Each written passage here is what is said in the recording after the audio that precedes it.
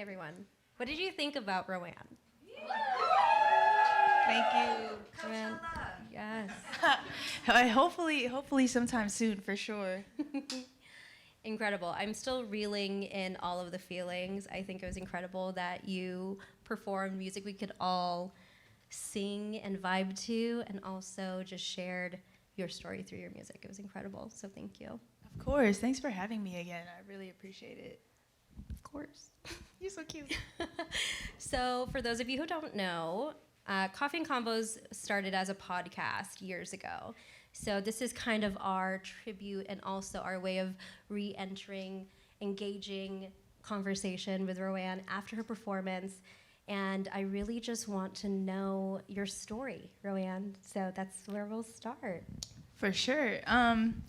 So I started singing at the age of 7 under the direction of my mother. She is also a musician, a singer, a dancer, all that stuff. She used to ditch school when she was in high school to go perform on the Filipino channel and stuff.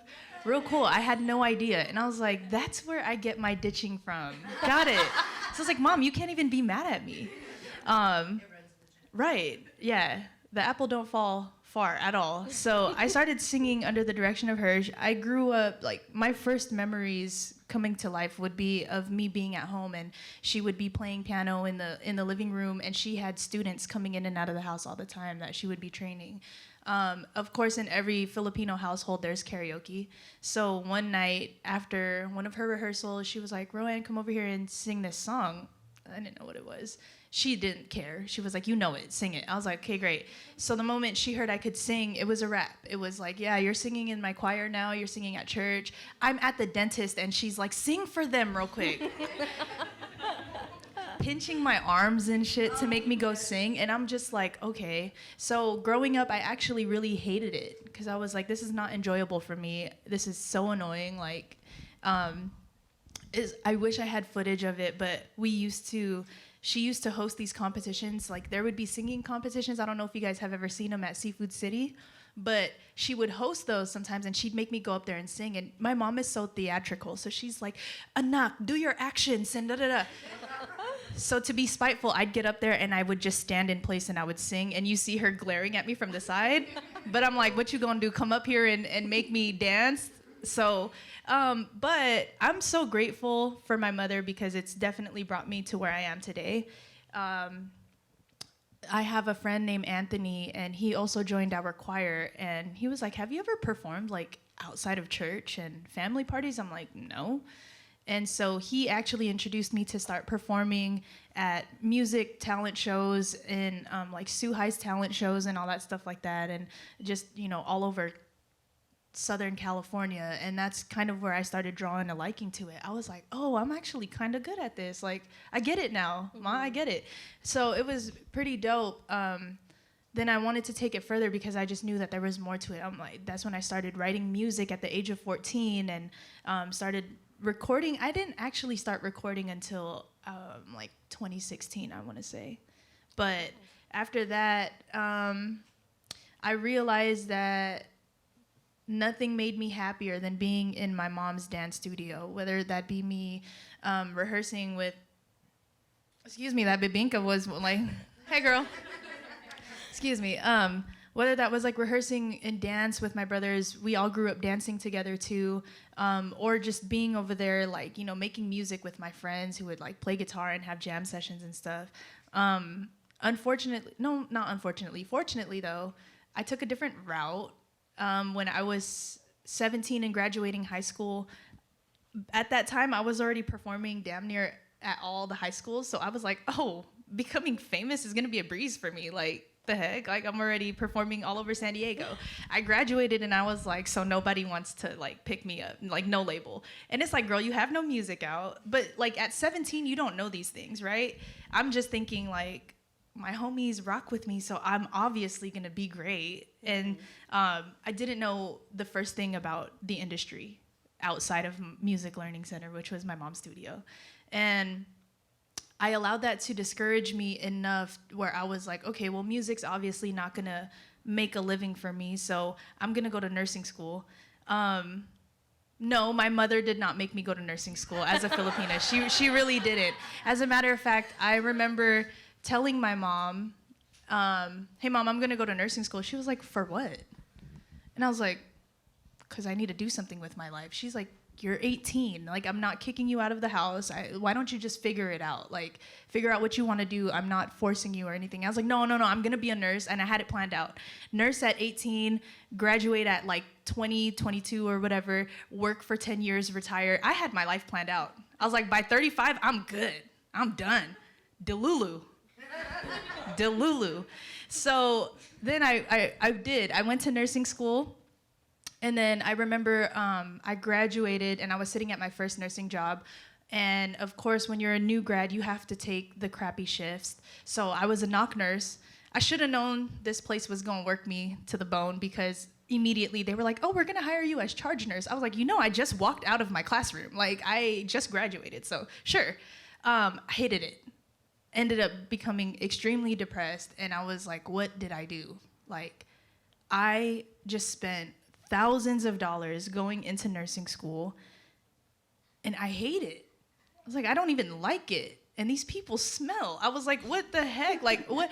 I was like crying dang near every day, but then I knew, like, because I'm so stubborn, I was like, no, it's fine. Like, I'm just grind through it because, again, it's only 10 years. I'm going to retire in 10 years.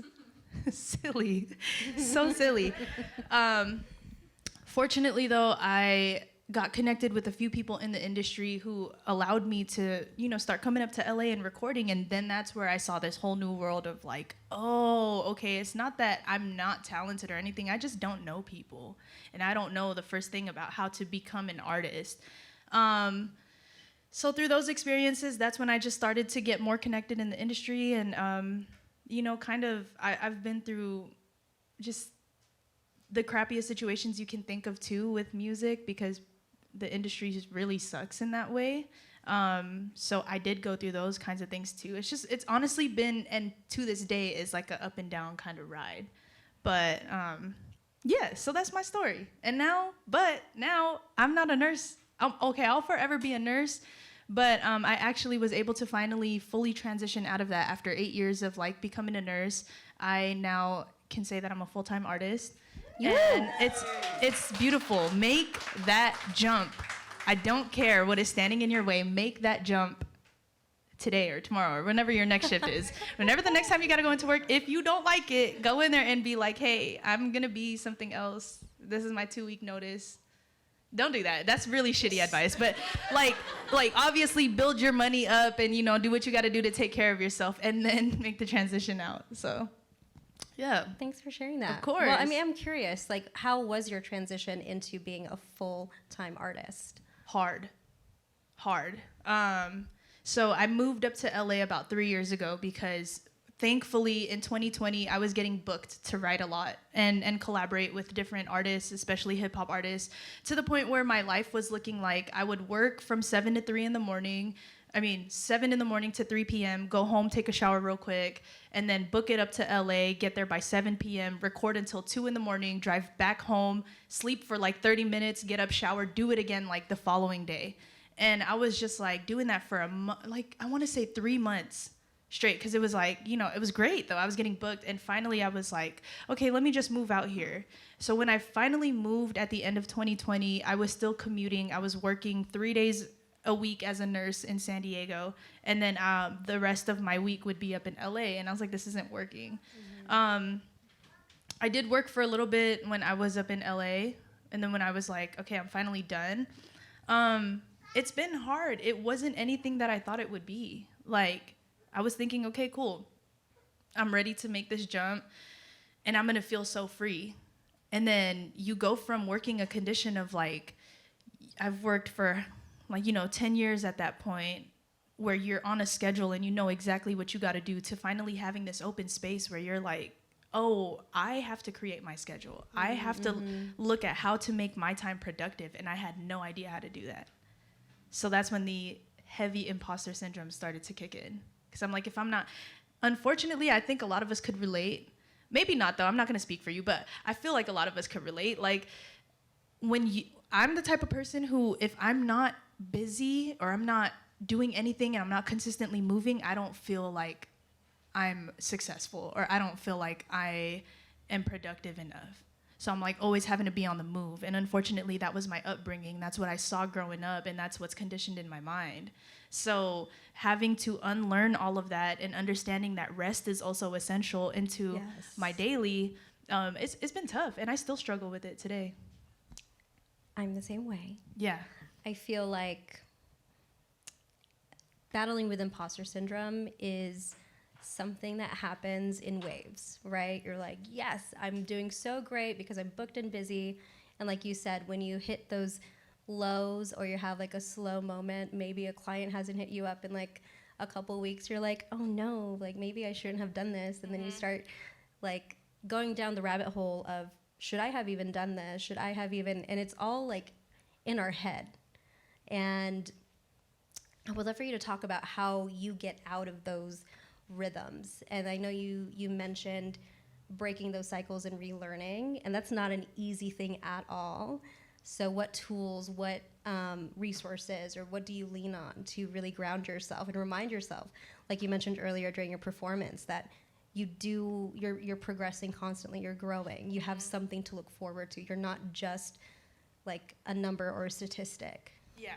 So I had to definitely show myself what it would look like to create a schedule, and then that I realized was not working. So I would like wake up and then I would go work out.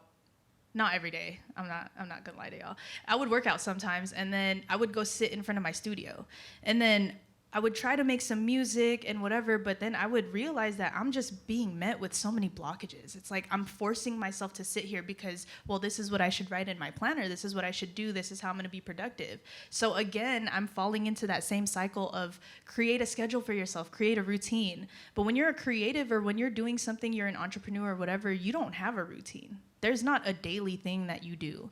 So what I realized was, after a lot of trial and error, that the way that I get out of my imposter syndrome is to start honoring what I do on the daily for real. So like I said, I wasn't working out every day, but now I wake up and I'm like, I know that even if I get my body moving for 10 minutes, 15 minutes, if that's a walk around the block, that's going to reset my mind and give me a fresh new outlook on like what my day can look like.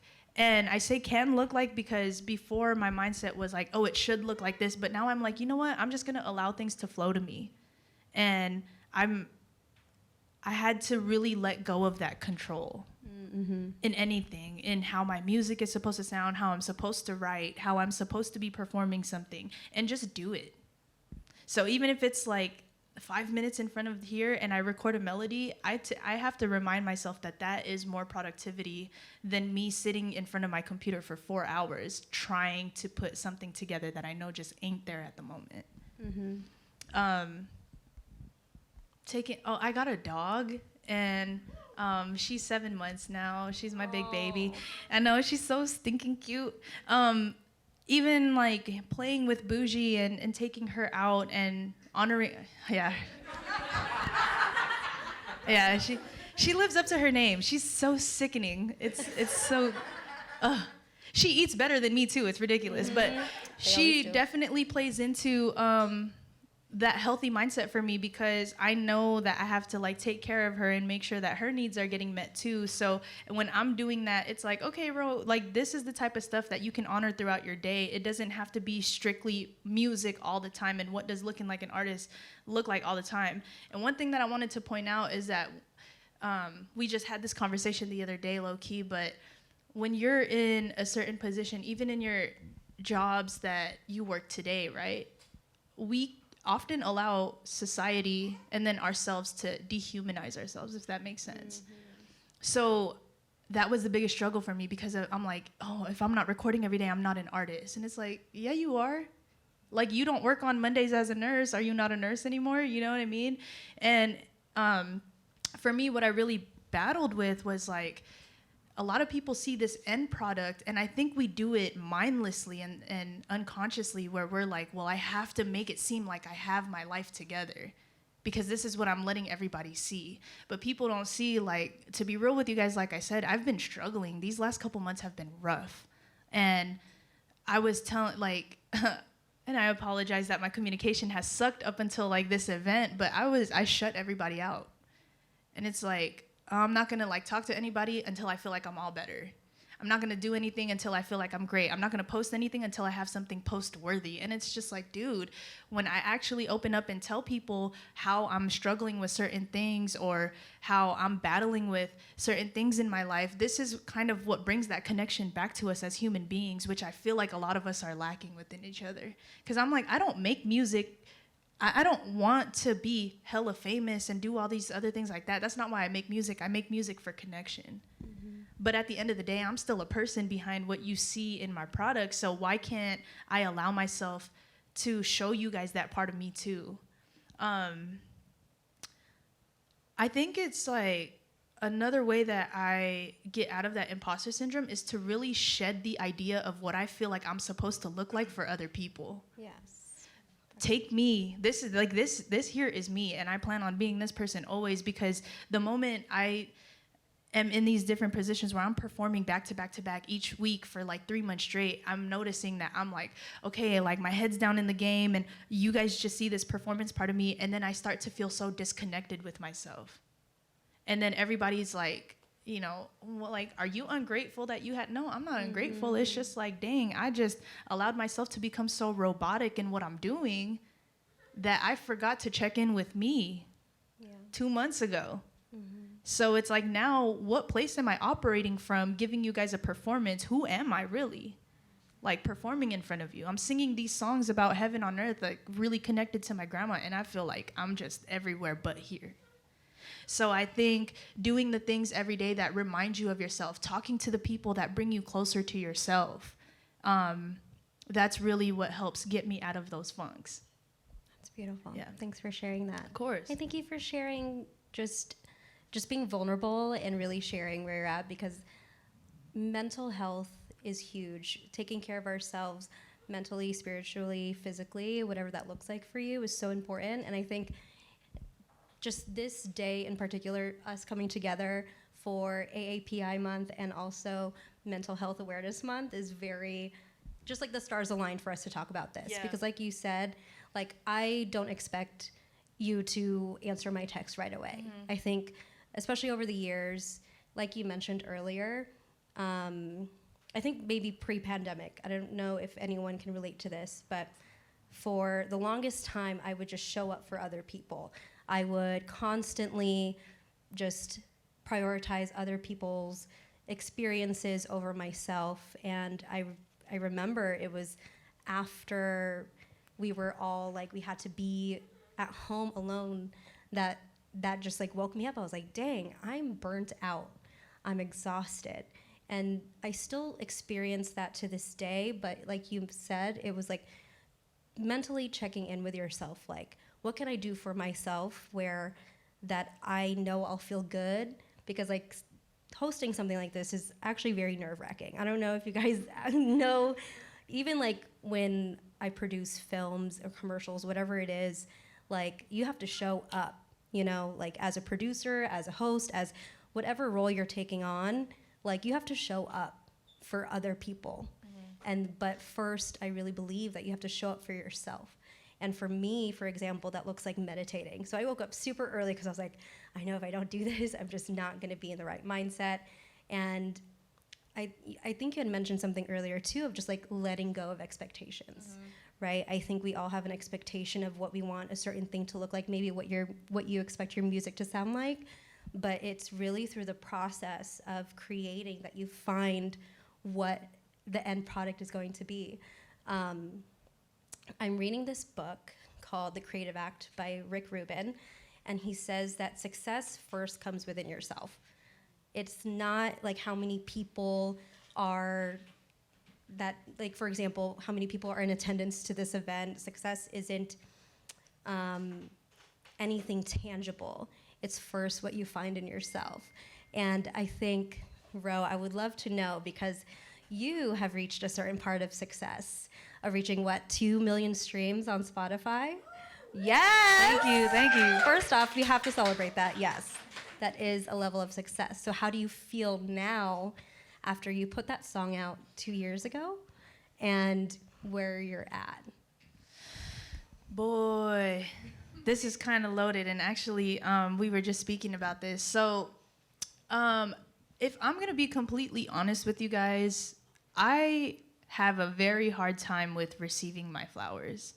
And this is something that in my current life I'm processing at the moment, where I don't know if it's like a mix of like when I'm in it and I know I got things to focus on. It's like, okay, cool, I'm gonna celebrate later. And it's like when people come and be like, oh, congrats, great job. I'm just like, thank you. Like, you know, it's great. Like I'm here, I'm feeling it. But I don't know. I think it's difficult for me because, again, like I said, my upbringing was very much like focus on the next thing. Mm-hmm. Yes, you accomplished this. Now what's next? So today I'm really learning how to live in the moment, especially when it comes to celebrating the things that I've done, because this is huge. Like it's really big. Before I dropped Heaven on Earth, I hadn't dropped Honey was my last record that I dropped, and that was 2 years before I dropped this one.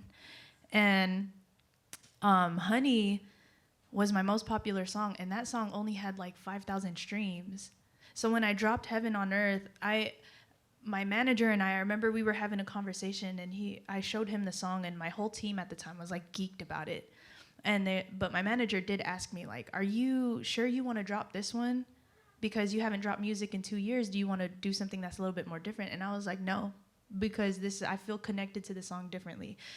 And I remember being in the studio, and I was telling my producer, they're like, what do you want to work on? I was like, just play me something.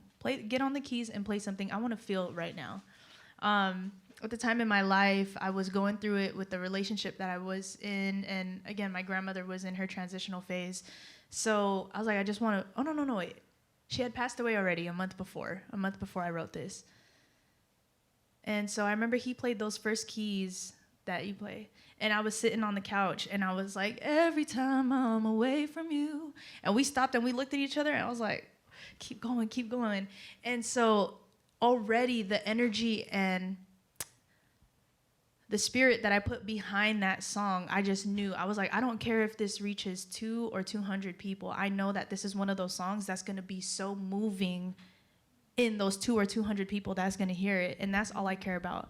I just like had a conversation with a friend last night, and I told her, I was kind of explaining the humps that I was feeling in a sense. And I was like, it's not a matter of who's going to show up, because I know if 5 people show up that don't even know me, they're going to leave knowing me. So that's never the problem. But I want to be impactful. I want my music to be impactful and all that stuff.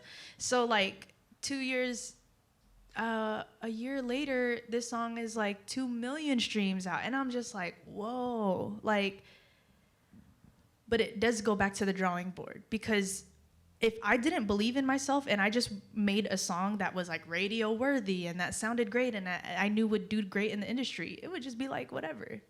But like when you set the intention with yourself, because you know where you're at in that moment and you're willing to honor where you're at in that moment with the type of awareness, then it's like everything that you put out, even if it's a conversation with somebody, is going to be that much more impactful. Mm-hmm. So I don't even know if I answered your question, because I kind of like went off.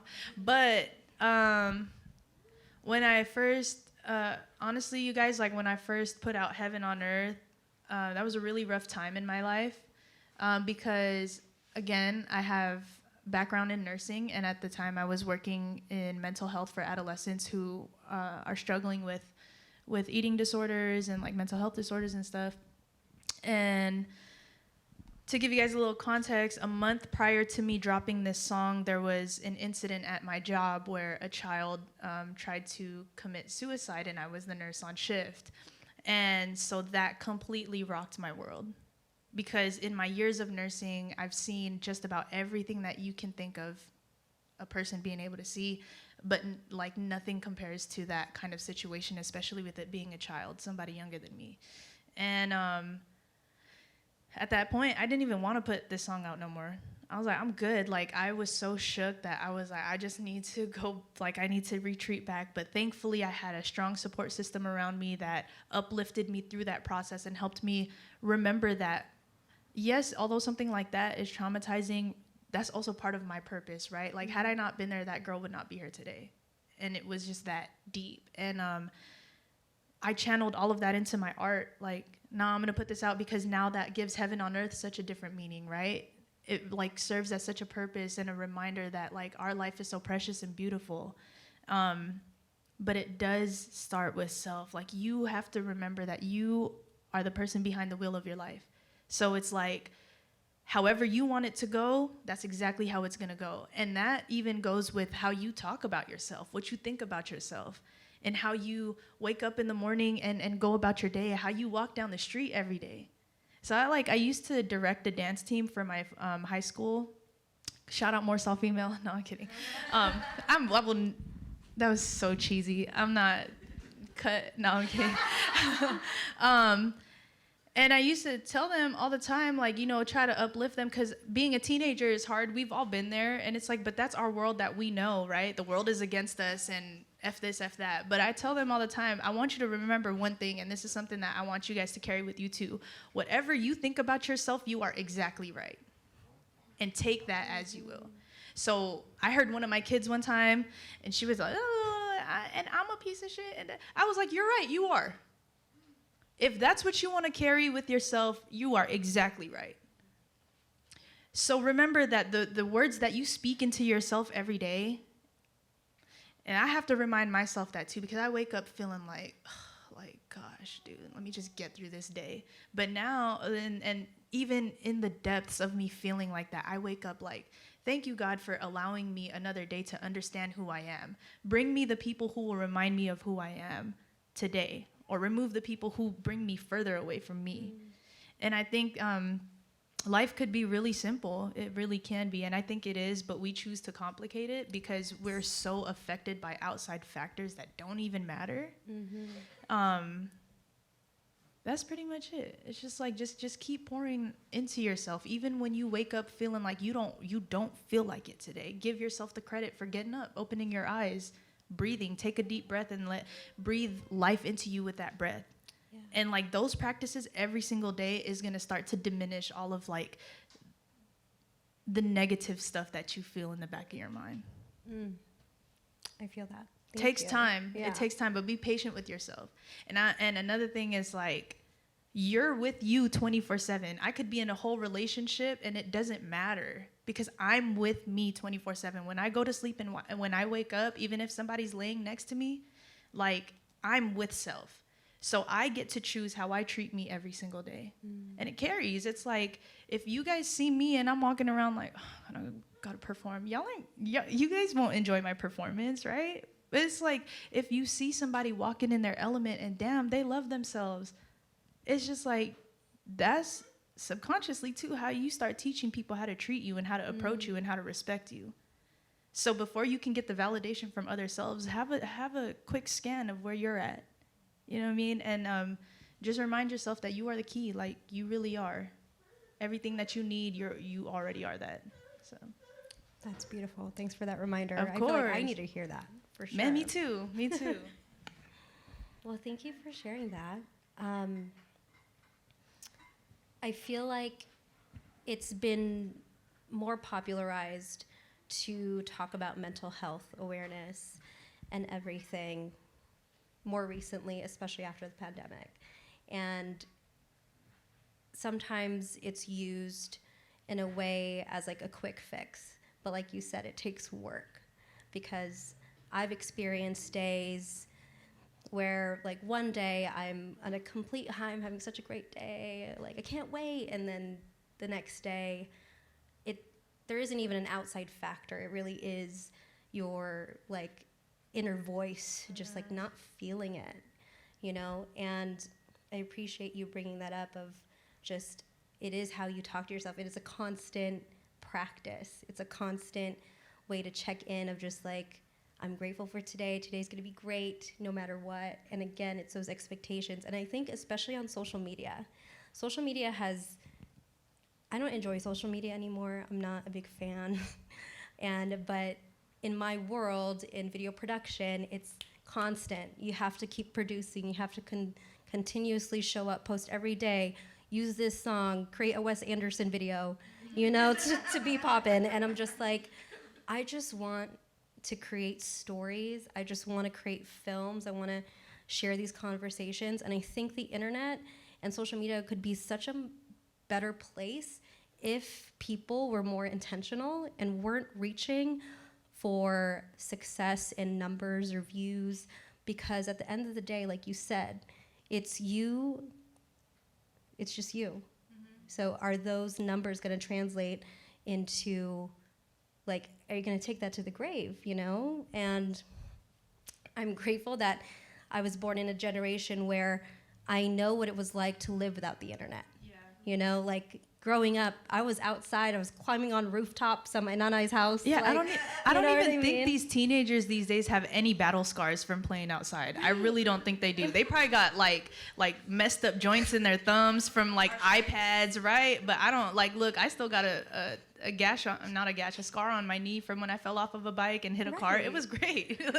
Like, why aren't you guys out there living life? You know what I mean? Those were good times. Yeah. But I feel like, and especially because you're an artist you have a lot of eyes on you. There's a lot of pressure and, like you said, external noise that can dictate like how you show up. How do you show up for yourself first in a space where maybe that's not prioritized? Does that make sense? If I'm not comfortable there, you're not seeing me. That's just how it is. It's like I have an experience from a label that I first started with where, like, I'm a gay woman of color. I don't like dressing girly. I don't. Like, comfort for me is everything, hence the flowy pants. And, like, you know, they tried to make me be what I wasn't. And so I remember arguing with them because, like, we had a flyer for Made in PH, and mind you, this was a flyer of my face, and dude was like, yeah, that's a cool flyer, and like that's a cool picture of you that they picked. He was like, but I just feel like it's not like really showing who you are. And I was like, go ahead and tell me who I am. I was like, go ahead. He was like, whoa, wait. Like, no, tell me who I am, because you seem to know better about who I am than Roann herself, so let me know. And I think what I had to come to terms with was that I have to be okay with missing out on some opportunities if it's not in alignment with who I am as a person. I'm not gonna step out of me to make your life better, because that's not my life. Because what are you gonna do for me at the end of the day? Like, it goes back to the drawing board of what we talked about of, like, it doesn't matter. If I'm having to shift myself and really walk outside of alignment of who I am, even if in physical aspect, then you're just not the person that I need to be working with. Because if you want me for my talent, focus on that. Now, I'm not gonna show up like hair not brushed and like looking like I just rolled out of bed all the time to these gigs, but you know, I do put some effort. But don't try to make me who I'm not. Don't try to make me sing what I don't want to sing. Like, provocativeness is not, like, I'm very cute when it comes to stuff like that. It's not like, oh, you know, these rappers and stuff, like the things that they be talking about, that's just not me. So it's like, a lot of people will have these ideas for you and what they want you to be because it feeds what they want you to be. But if that's not you, be okay with being without them. Because, like, your opportunities that's meant for you is never going to miss you. So it's like the one opportunity here where I got to be a little bit more uncomfortable and, like, I really just don't want to do it. Or I'm going to just be patient and trust that there's a divine purpose for me. And I'm going to just keep walking in whatever flows with me and let everything else that's supposed to be with me line up. That's pretty much how I do it. And it's just like, yeah, I really pay attention to my energy. I honor my energy so much, my gut instinct. That's the first thing that's going to protect you every single time. So if it feels already like this is a little iffy, I'm okay without it. I'm good, because I don't really care, because I know I'm not missing out on anything, you know? And I say that in a very humble way. Like, I know what I bring to the table, and if you feel like you can accent my life to a different height, do it without making me not be me. Thank you. Yeah. Well, awesome. I think we're almost done, but I would love to open up the conversation to see if anyone has any questions for Roann. Hey. Anyone? No? I eat seafood only. Tim? No, play. You talked about Yeah. How did they end up here in San Diego? Were they from the Philippines? Yeah, so both of my parents are from the Philippines. I don't know how they ended up here. I think my grandmother petitioned my mom, and then my mom petitioned my dad. No, wait. See, I'm wrong. I don't even know. I'm terrible. But I know my uncle, one of my mom's brothers, he came here first, and then he petitioned my grandmother, who then petitioned the rest of her kids to come out here. So, but my mom started her music journey way back when she was younger, playing piano and having their own choir in the Philippines back then, and then just carried that out through in the United States. Yeah. But my father, honestly, I don't know too much about that guy. We don't have a relationship. Yeah, Okay. so yeah. That's okay, yeah. That's okay. Yep. It's a part of your story. It is. It is a part of my story. I'm in this very overwhelming, beautiful, transitional part of my life where I'm really looking at everything of my life. And I was just having this conversation earlier, but I know that when I drop certain music and when I do certain things, my life is gonna change, because I do have a lot of eyes on me, thankfully, and like the life that I have been wanting to manifest and dream about is coming into fruition. But I am scared as heck, and so I'm playing footsies with the other side right now, and I'm like, okay, the temperature's cool, but like, there's no water in there. I finished it. But that's how I feel. It's like I don't want to like spill out into the water just like that, you know? So to be honest with you guys,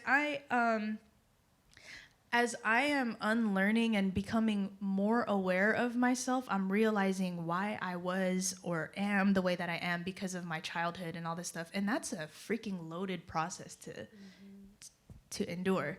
And I know everything is kind of just like, okay, Ro, like whenever you're ready, we're over here, and my life is gonna make a complete 180 because I see it. It's on paper already. It's like, dang.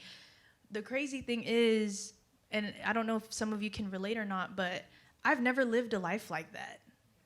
I grew up in chaos. Like, first, understanding of intimate love was met with abandonment. So then that played into me being a people pleaser growing up. And it's like these things are coming to the forefront of my mind that I'm starting to unlearn. And it's like, holy crap. So I know Spirit is having me wait a little bit so that I could be a little bit more ready for this life that I know that I deserve.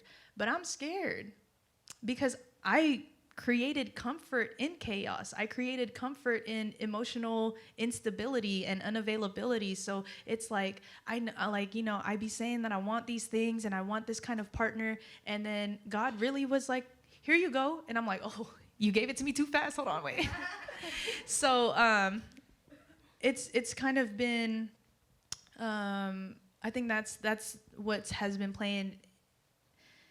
That has been a vital part of why I've been feeling down in the dumps lately, because again, it's a lot of unlearning. And the moment you think you know yourself, another thing comes along and you're like, dang, that too? Like, okay, word. And it comes to a point where you're just done fighting. Mm-hmm. You can't fight it. Like, if you ask for certain things in your life, you have to be ready for your higher power to deliver that for you. But then you got to be ready for the change that comes with it. Yes. And it doesn't come on a silver platter. It comes like swinging. Mm-hmm. So my jaw has been being rocked these last couple months where I'm like, hey, yo, like, can I at least get 2 seconds? They like bing in the stomach. And I'm like, okay, it's fine. It's all good. But I'm not fighting it, like I said earlier, because I know that even though I'm scared of that, mm-hmm. you got to make a choice. Like, do you want to stay where you're comfortable mm-hmm. and complacent? Or do you want this other life? Because if you're the person in your life that's supposed to be the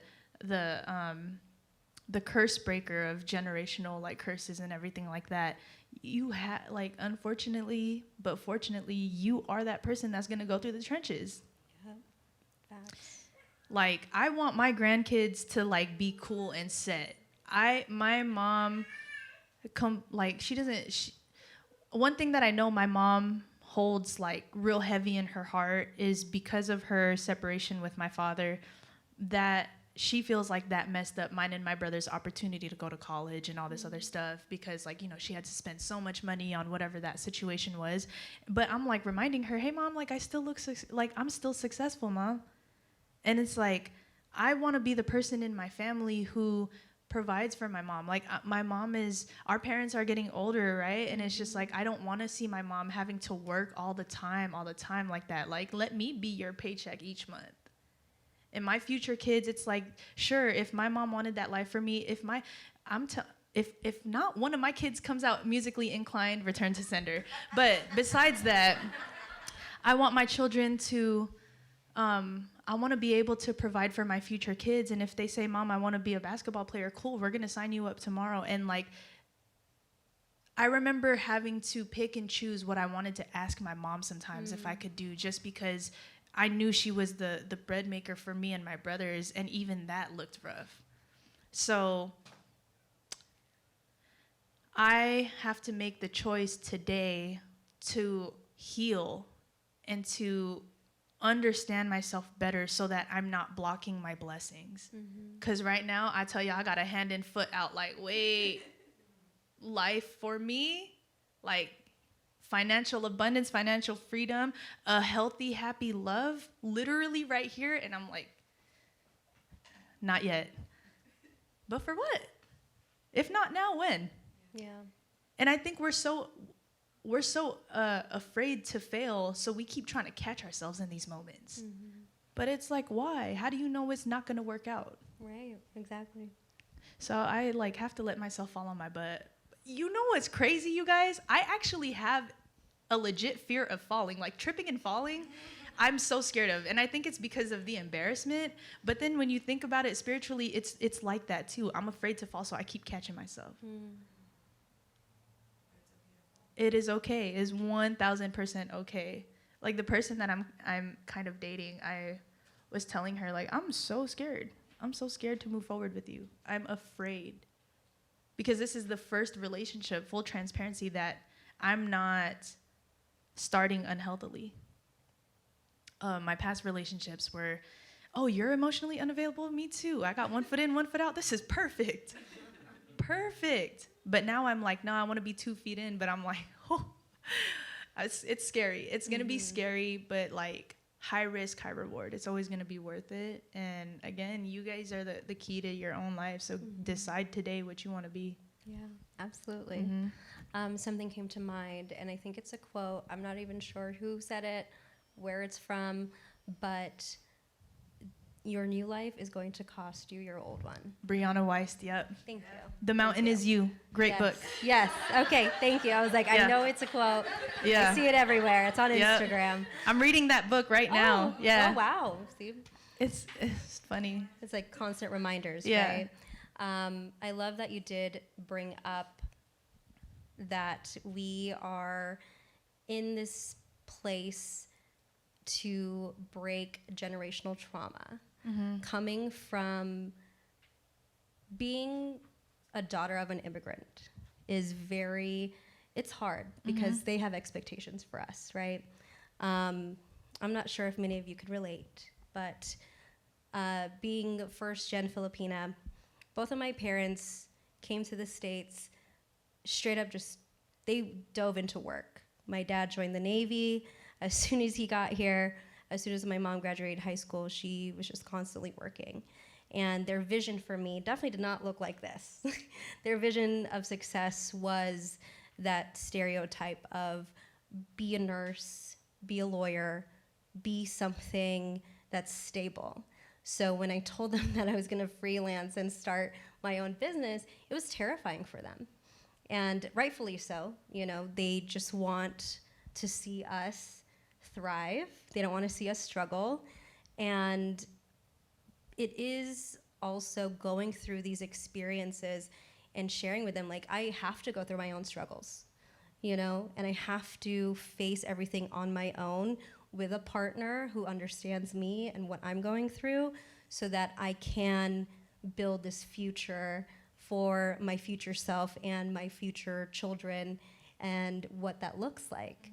And it takes a lot of sacrifice, but it also takes a lot of inner work So I appreciate you for saying that. Of course. And talking about that. Yeah. Yeah, it's tough. I had to, and you guys got to stop being afraid of your parents, especially us Filipinos. Stop, okay? I know when we talk back or when we answer a question, it's talking back, but like, I think our parents are also like, when you move forward in this life, you start to understand that a lot of people are just broken people. A lot of people are so misunderstood, and I realized like my mom operated from like a hurt teenager or like a young 20s person when all of her trauma started to happen, of which I knew. And so it's okay to have those difficult conversations. Like when you really want somebody to understand where you're coming from, say it and then let them process it on their own. And then going back to what we were talking about earlier, if they don't get it, that should not stop your life from moving forward in the direction that you want to. Because again, we have to stop living life for other people other than ourselves. That's the true key to freedom and the true key to like living an abundant and like weightless life for yourself, is to stop moving because it's going to affect how this person thinks or how this person feels. They got to figure it out on their own. I had to tell my mom, like, you know, I like sometimes struggle with letting my mom know when I'm struggling mentally, because her answer is immediately, see, Anak, move back home. And I'm like, Rowie, listen. Listen to me. That's not the answer, okay? If you want me to do better, I promise you it's not by moving back home. It's not. But I remember having a conversation with my mom when I was struggling with the whole incident that happened after my job, and I was crying to her. And I remember kind of really blowing up on my mom, like, Mom, stop saying that. And, because she was pissed off at me because I kept having an attitude. And I was just like, well, that's what happens when you have PTSD, like, whatever. And she was like, well, I don't understand it. And that was the first time that my mom said something like that, but I was not in the space anymore because I knew I was so upset to even explain to her what I was going through. So I just sent her a pamphlet of like what PTSD was looking like and all this stuff. So when I talked to her again, I was like, Mom, I'm struggling right now, and there's nothing you can do to help me fix it. And when you tell me to move home, it doesn't help me. I, outside of this, am happy where I'm at. I need you to understand that when I'm trying to operate outside of what I feel like I'm supposed to do in this life, that's when I get most depressed. That's when I just need you to trust me. And if you want to support me, be happy for me. I'm not asking you for no money. I'm not asking you for none of this stuff. Just let my work show. And sometimes you got to keep reminding them of that. When it gets tiring, just stop talking. I just be like, okay, Ma. She's like, move home. I'm like, okay. Because she knows I'm not serious. But it's like, it's never too late to teach the people around you that you care about, that you are developing into your own human being. And it's like the moment that we can understand each other is when you let go of what you think of me in my mind. But the only way that they're going to do that is that you got to keep being true to who you are and showing them that every single time. And my mom didn't take me serious because it was like one day I'm like, Ma, I'm gonna open up my business. Ma, I'm gonna be a singer. Ma, I'm gonna be a backup singer. Ma, and then she was like, okay, like what do you want to do? So I understand why she wasn't taking me serious. But now she's like, she's seen me on TFC, so now she's like, oh my gosh, she's like, Anak. That's it right there. Yeah, she's like, Anak, my friends recorded you on TFC. I was like, oh wow. I was like, see, Mom. Like, you just got to believe in me. That's success. Yeah. Not 2 million streams, not I moved out of her house and moved up to a whole new city. She's TFC. Hey, if that's what it takes, then cool. Yep. So, That's yeah. beautiful. Thank you. Of course. Does anyone else have any questions for Roann? I have one question. Well loaded. Okay. You keep talking about being your own key and that you're one foot in, one foot out in these beautiful areas in your life that you want to flourish. What feeling or opportunity do you need to allow yourself? I'm still figuring out the answer to that. Because honestly, I removed every other blockage that was in my life. Like when I left my past relationship, I felt like that was a blockage. Moved out of the city, that was a blockage. So it's like when you start cleansing around you and you still feel something, it's like, dang, I can't even blame nobody no more. It's really just me. So in the process of moving out of my own way is how it's learning how to move out of my own way. And I feel like, again, like I said earlier, finding the answer to that is by honoring the things that I have to do every single day. Not the music stuff, but like the things like getting out and getting some sun, or, you know, playing with my dog, even though she likes to try to bite me. Like, I told Bougie, I'm gonna start biting you back. I'm gonna start biting you. Don't play. But it's like stuff like that you got to do every single day. Things that remind me that I'm human. And I think that's when I start moving out my own way. Because when I'm like down in the dumps and I'm like, I'm gonna record a song, I'm like, girl, no, you're not. You're not gonna record a song. Cause how? So right now I am in that process, being around here and speaking to you guys and just receiving the energy that you guys are exuding in this moment is really feeding me back, you know, and reminding me of like who I am. And I remember before my gig yesterday, I was so not in the mood to go, and I was calling everybody like, hey, can I come like in 10 minutes? Can I come in 15 minutes? Can I come like later? Because I just didn't want to go. So finally I took a moment and I sat and I meditated and I prayed like, please just this weekend, just remind me, because right now I'm so far gone. And I would just like that gentle reminder that I'm doing exactly what I'm supposed to be doing. Remind me of the life that this gives me, because I was feeling done, y'all. Like, not on some like heavy stuff like that, but I just was like, I'm good. Like, I don't want to keep figuring it out anymore. But I think the reason why we struggle so hard is because we keep trying to clench onto this control. And the moment you realize it's not up to you, put what you want out there and then let it come to you, and stop trying to put all the chess pieces where it's supposed to go. That's where everything starts to become a lot more clear. Because I don't know if what or who you guys believe in, but for me, it's like we think that our plan is so big and grand, but then Creator takes this plan of ours and it's like, you know, but I have it like this for you. So if you would just let go of what you think this is supposed to look like, I can show you that I'm amplifying that. So I'm trying to remind myself daily of like how to move out, and it's in this, because usually I'd be cooped. If I didn't have to show up today, I'd be like in LA, just like laying in my bed or something. But getting out here and being around you guys who I haven't seen, like some of y'all I haven't seen in freaking like years. Like that baby was in her belly the last time I seen her. And they were at a gig listening to me sing. So like now the product is here and I'm just like, you know, he was like waving at me. It was cute. It was so wholesome. These are the little moments that bring life back into me. So Thank you. I'm getting emotional. It's kind of wild. Well, I think that pretty much sums up our conversation. I want to thank you all for being here. Do you have any last piece of advice that you would like to share with everyone? I just really, really want you guys to remember the two things that I said earlier, but now it's just one because only one I can remember. But that you're with you 24/7. That's the biggest thing.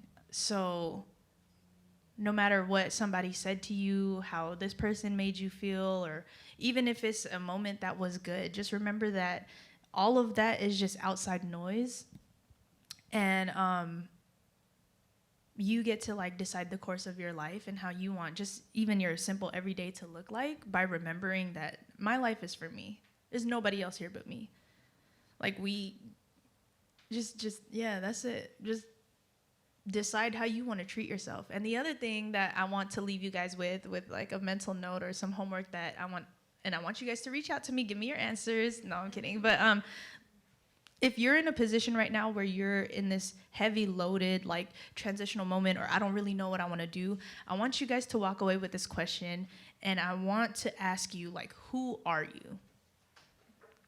So like, not who are you, the 9-to-5 person, whatever. I remember I was speaking to one of my mentors, and that was when I was deciding I did not want to be a nurse. He was like, okay, so who are you then? And I was like, well, I'm like kind of like I work as a nurse in the day. He was like, no, because you don't want to be that. So who are you? And claim who that person is and start living by them, commit to them, and do everything that brings you closer to who that person is until you are completely her or him or them. And I would definitely love to have a conversation with all of y'all later, even if like you message me and be like, yo, like if it's months from now and this kind of resonates at a time or part in your life, like connect and let's talk about it. Yeah. And I love you guys. That's it. Love you. I love you. Thank you. Of course. But yeah. Yay. Well, that's a wrap, you guys. Thank you. Yay.